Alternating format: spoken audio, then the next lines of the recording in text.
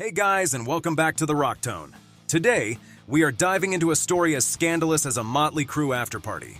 Ask your mom to borrow her best spandex suit and hairspray, because we are going all the way back to the 1989 MTV Video Music Awards with this one. Today's tale involves one of Hollywood's hottest young starlets, and the soon-to-be hunk of the 90s. He would later become infamous for breaking the heart of one of America's most beloved actresses, but in this instance, he would be the jilted lover.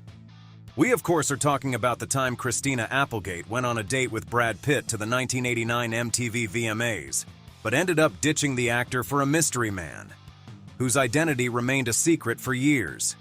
With not even a hint from the former Kelly Bundy, it was basically a cold case until one of the 80s most outspoken frontmen potentially cracked it for us. Well, strap in, tease your hair out some, and get ready to get the scoop from the Rocktone on this wild story of 80s excess. During this time period, music videos were still in their relative infancy. It was a very big deal to have a ticket to attend the MTV-sponsored event. If you were seen schmoozing with music's biggest names at the VMAs, there was no question if you had made it or not. So you can only imagine the ego boost Brad Pitt must have received when he knew he'd be seen in the spotlight with every young man's dream girl. Keep in mind, Thelma and Louise did not reach theaters until 1991. So Pitt was nowhere close to being Hollywood's golden boy just yet. But as I'm sure most ladies would agree, he wasn't exactly harsh on the eyes either. So who could tempt the young Christina Applegate away from him? While she has never outright mentioned the perpetrator by name, we were lucky enough to receive a few hints from her during a sit-down with Andy Cohen, as shown here. Who was the guy that you ditched Brad Pitt for? While definitely being a good sport about the surely awkward situation, the oldest Bundy sibling was still hush-hush in regards to naming the perp. But she was willing to share that he was well-known, yet he was not an actor. And this being the 80s, where fame did not come from Twitter or Instagram popularity. This would lead most to believe he was a musician. Or possibly an athlete, but let's be honest.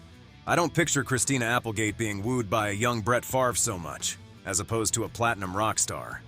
And according to the autobiographical book 18 and Life on Skid Row, this assumption could very well be true, with the book directly referencing Christina Applegate ditching the future megastar actor. A small passage in the book explains that Christina initially went to the 1989 Video Music Awards with Brad Pitt, but actually left with the book's main subject/author.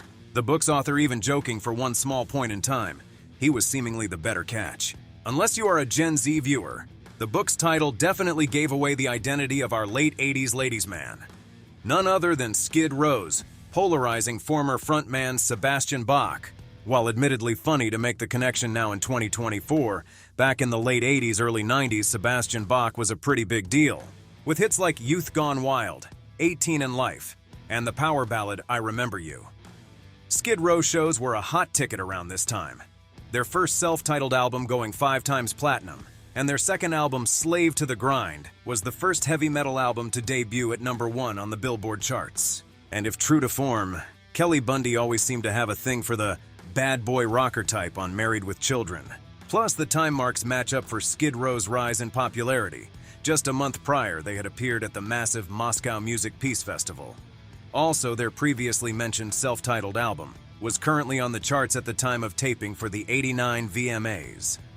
I share all of this, not because I am a Skid Row aficionado, but to present valid reasons as to why Sebastian may be telling the truth. As of typing this out, we are currently at an impasse, as Christina Applegate has not addressed Sebastian's claims, nor has he made any more mention of their supposed fling.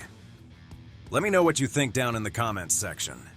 Or if you have an interesting Skid Row or Sebastian Bach story, feel free to share that as well. Thanks for tuning into the Rocktone, and how about doing me a solid and subscribing to my channel?